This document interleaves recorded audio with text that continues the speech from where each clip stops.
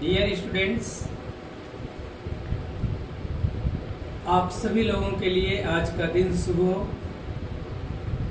मुझे उम्मीद है कि आप सभी हमारे पिछले वीडियो को भी देखे होंगे, जिसमें हम लोगों ने कॉजेज ऑफ रशियन रेवोल्यूशन के बारे में चर्चा करी। इस नई वीडियो को बनाने से पहले हम आपसे एक रिक्वेस्ट करेंगे कि हम आप सभी लोग मिलकर एक बार भगवान से प्रार्थना करें कि इस वैश्विक महामारी से हम सभी को निजात मिले, और इसे निजात दिलाने के लिए एक बार हमें अध्यात्म के शरण में ही जाना पड़ेगा, क्योंकि विज्ञान आज सरेंडर हो चुकी है। दोस्तों, जब हम लोग विश्व इतिहास का अध्ययन करते हैं तो विश्व इतिहास के अध्ययन में हम देखते हैं कि बहुत सारी ऐसी घटनाएं घटी जिन घटनाओं ने विश्व युद्ध को आमंत्रित कर दिया। विश्व मंच पर बहुत सारे देश इकट्ठा हुए और अपनी एक महत्वाकांक्षा की पूरा करने के लिए विश्व इतिहास जैसी वारदात संपन्न हो गई। इसी क्रम में आज हम आपके साथ नव साम्राज्यवाद का चर्चा करेंगे, जो 19वीं शताब्दी के उत्तरार्ध में उत्पन्न हुआ। हालांकि दोस्तों, जब आप आईएएस और पीसीएस के मेंस का प्रश्न लिखते हैं, उत्तर लिखते हैं, तो उसमें शब्दों का भी आपको ध्यान रखना पड़ता है। लिमिटेशन को ध्यान में रखते हुए आप प्रश्न का उत्तर देंगे। हालांकि जब किसी प्रश्न की सारगर्भिता, उसके निहितार्थ आपके मन मस्तिष्क में बैठ जाता है, तो प्रश्नों का उत्तर लिखने में कोई बहुत कठिनाई नहीं होती है। हाँ, थोड़ा सा प्रश्न उत्तर का लिमिटेशन करने में, शब्दों को लिमिट करने में थोड़ी सी परेशानी हो सकती है, तो वो आपकी राइटिंग स्किल पर डिपेंड करता है। हम आपके साथ आंसर के साथ भी डिस्कस करेंगे। एक बार इस वीडियो को अच्छे से सुनिए। हाँ, एक चीज़ और है कि जब इस वीडियो को आप देखते हैं तो इस वीडियो को कंसंट्रेट होकर वॉच कीजिए, और 2-3 काम और कर दीजिए। इस वीडियो को लाइक जरूर कीजिए, इस पर जो अपना व्यू है कमेंट जरूर दीजिए, और सबसे बढ़कर आप इसे सब्सक्राइब जरूर करें, ताकि हम आपके पास पहुंचाने में, या ये वीडियो आपके पास सुगमता से पहुंच जाए। जब हम लोग 19वीं शताब्दी के उत्तरार्ध की बात करते हैं तो नव साम्राज्यवाद इसे संज्ञा दी गई, क्योंकि 1815 ईस्वी तक, 1815 ईस्वी के बाद अगर देखते हैं तो पूरा विश्व में साम्राज्यवाद खात्मे के कगार पर चला गया है। और 1870 ईस्वी के आसपास आप देखेंगे कि जितने खास तौर से यूरोपियन राष्ट्र अपने गृह संकटों से उबरकर औद्योगिक क्रांति की ओर बढ़े, और ये औद्योगिक क्रांति साम्राज्यवाद को उत्पन्न करे। यानी साम्राज्यवाद का उपज का अगर कोई महत्वपूर्ण कारण है तो वो है औद्योगिक क्रांति। दोस्तों, सबसे पहले मैं आपके बीच ये बताऊं कि साम्राज्यवाद है क्या, आखिर क्यों इसे साम्राज्यवाद कहते हैं। तो जब एक देश दूसरे देश पर नियंत्रण स्थापित करके उसे अपना आर्थिक और राजनीतिक चारागाह बना दे, तो ये मनोदशा, ये मनोवृत्ति, ये स्थिति साम्राज्यवाद के नाम से जानी जाती है। अब सवाल उठता यह है कि साम्राज्यवाद के साथ साथ एक नया टर्म आया, उपनिवेशवाद। आखिर उपनिवेश की क्या जरूरत हुई? तो आप अगर गहराई से अध्ययन करेंगे तो पाएंगे कि जब औद्योगिक क्रांति हुई तो औद्योगिक क्रांति में उद्योग धंधे बढ़े। जब उद्योग बढ़े तो लोगों के पास आमदनी, यानी लोगों की आर्थिक स्थिति बढ़ी। जैसे जैसे लोगों की आर्थिक स्थिति बढ़ी तो वे उद्योग धंधे की तरफ बढ़े, और उद्योग धंधा जब बढ़ा तो उनके लिए भूमि की जरूरत हुई, और उनके लिए पैसे को इन्वेस्ट करने के लिए क्षेत्र की जरूरत हुई। अब सवाल उठता है कि क्षेत्र कहाँ से मिलेगा, और क्षेत्र को लेने के लिए, चूंकि क्षेत्र तो किसी देश का, किसी राष्ट्र का सीमित होता है, उसको तो बढ़ाया नहीं जा सकता है। तब आगे क्या हुआ, तो उसमें जो पूंजीपति वर्ग है उसने बढ़ चढ़ कर हिस्सा लिया और पूंजीपति वर्ग ने उस राष्ट्र को सहयोग दिया, उस राष्ट्र के लिए सपोर्ट किया और उसने राष्ट्र को यह बताया कि नहीं, आप क्षेत्र बनाइए, नए क्षेत्र, और नए क्षेत्र बना करके आप वहां पर अपनी जो पूंजी है उसको शिफ्ट कराइए। साथ साथ पूंजी को ही शिफ्ट नहीं कराना था, क्योंकि औद्योगिक क्रांति के बाद आपने विश्व इतिहास में ही नहीं, प्राचीन भारत के इतिहास से अगर अध्ययन करें तो आप देखेंगे कि जब जब संपत्ति, जब जब आर्थिक कंडीशन बढ़ी है, जब तब इंसान, जब जब किसान, जब जब पूंजीपति वर्ग का आर्थिक स्थिति बढ़ी है, आर्थिक कंडीशन बढ़ा है, तो वैसे वैसे कंडीशन में हम देख सकते हैं कि एक बहुत बड़ी समाज जो है एक क्रांति की तरफ बढ़ी है। चाहे वो हड़प्पा सभ्यता हो या वैदिक सभ्यता हो, बाद में मौर्यों की स्थिति देख लें, फिर आगे चलकर आप पूर्व मध्यकाल देख लें, फिर मध्यकाल में भी अलाउद्दीन खिलजी, बलबन वगैरह की स्थिति देख लें, तो उसमें हुआ क्या कि राज्य जो है, राष्ट्र यानी कि राष्ट्राध्यक्ष या राष्ट्र जो है वो सबसे पहले क्षेत्र की तलाश के लिए जैसे अन्वेषक हो गए, कुछ खोजकर्ता हो गए, कुछ धार्मिक विद्वान हो गए, इन सब व्यापारी हो गए, इन सभी को संबंधित राज्य में भेजता है और भेजने के बाद वहाँ पर जो धार्मिक लोग हैं, वे व्यापारी हैं, वे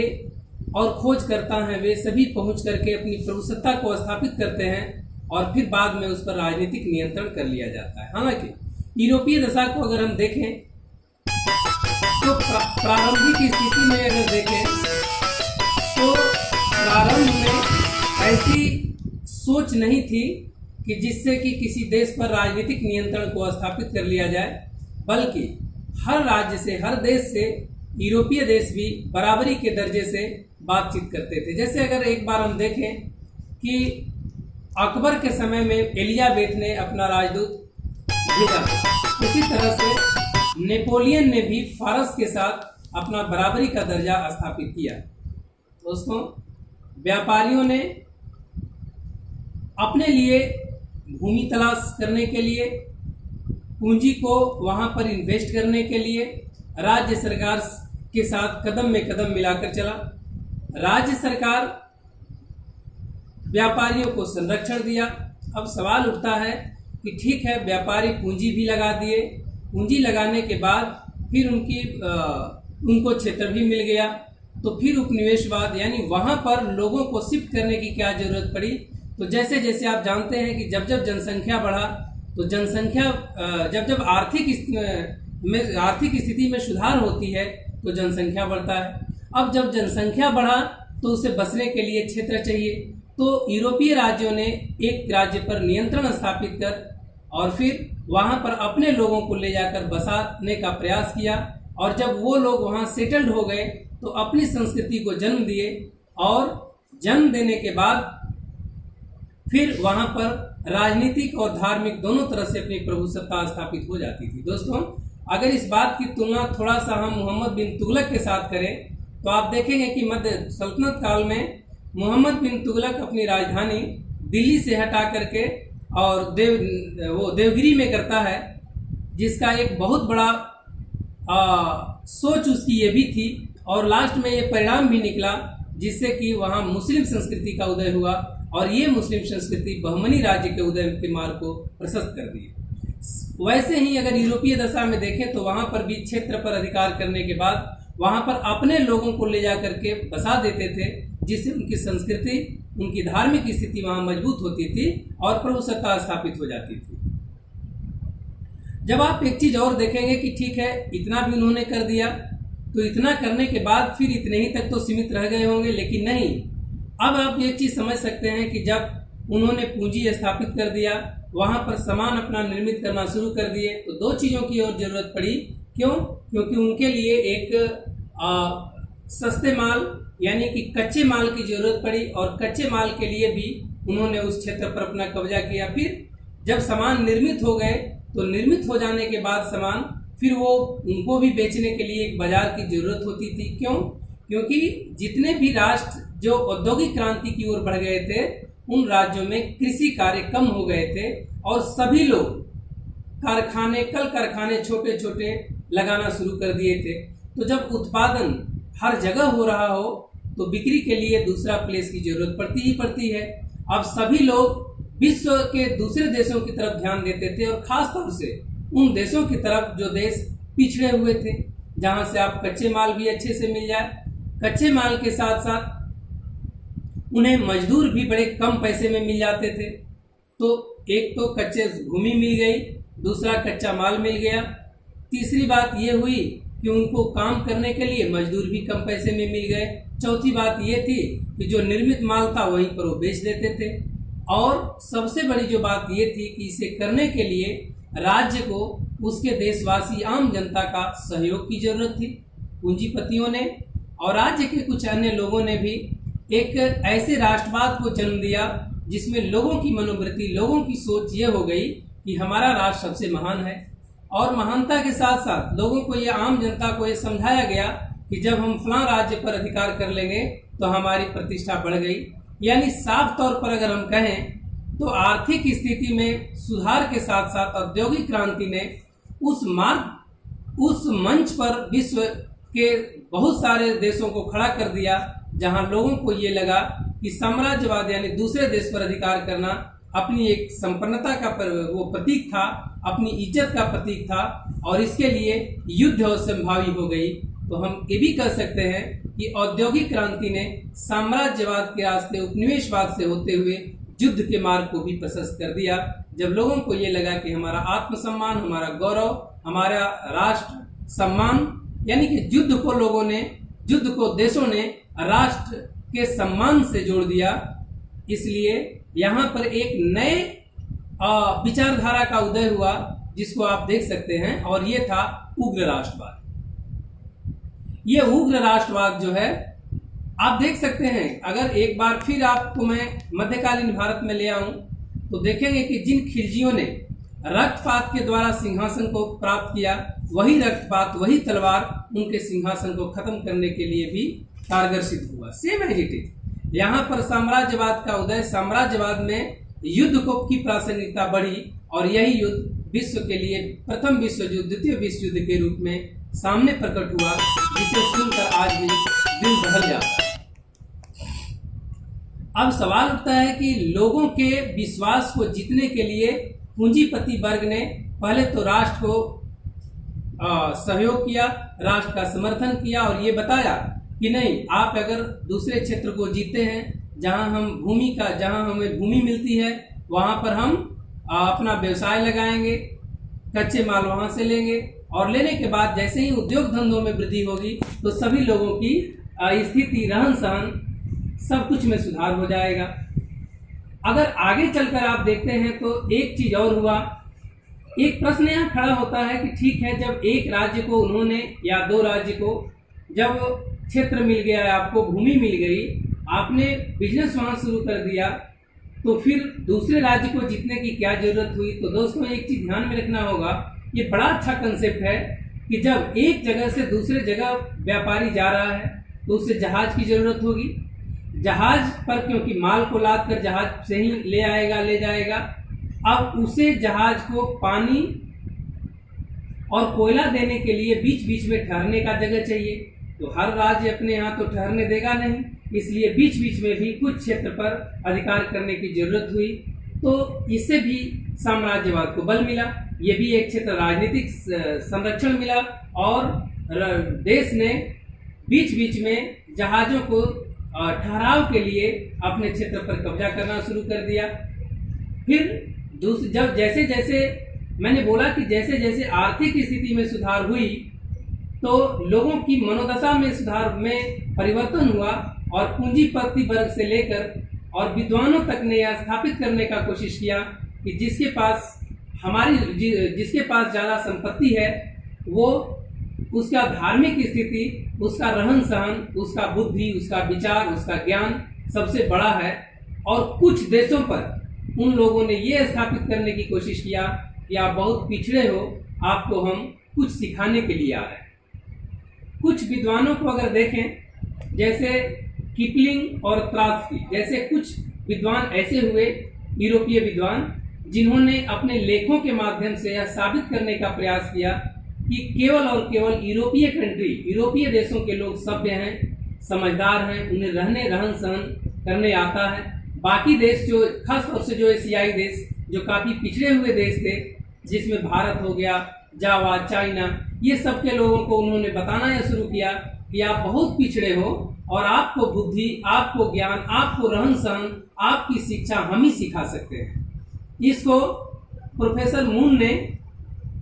एक नए टर्म के रूप में किया और इसको बोला कि आक्रामक उपयोगितावाद। तो यहाँ से दो तीन चीजों को आप देखेंगे कि साम्राज्यवाद के साथ साथ जब लोगों में ये सोच आती है कि हम ही महान हैं और इस महानता के लिए युद्ध हमारा आत्मसम्मान की रक्षा करता है, यानी हमारी राष्ट्रीय सम्मान युद्ध से जोड़ दिया गया और उसके साथ आम जनता को जोड़ दिया गया, तो यहाँ उग्र राष्ट्रवाद हो गया। उग्र राष्ट्रवाद के बाद मैंने बताया कि डॉक्टर प्रोफेसर मून कहते हैं कि ये आक्रामक उपयोगितावाद हुआ, यानी ये बताया गया कि फलां राष्ट्र के लोग ही ज्यादा समझदार हैं, यूरोपीय लोग ज्यादा समझदार हैं, उनकी विद्वता ज्यादा है, वो काले लोगों पर शासन करने के लिए आए हैं और वो काले लोगों को शिक्षित करेंगे। तो ये आक्रामक उपयोगितावाद हुई और ये आक्रामक उपयोगितावाद ने ये जो वैचारिक मतभेद पैदा किया, इसी का परिणाम अंततः अगर आप देखेंगे तो विश्व युद्ध के साथ साथ फिर नव राष्ट्रवाद को जन्म देता है, जहां पर पिछड़े हुए लोगों के मन में भी ये आया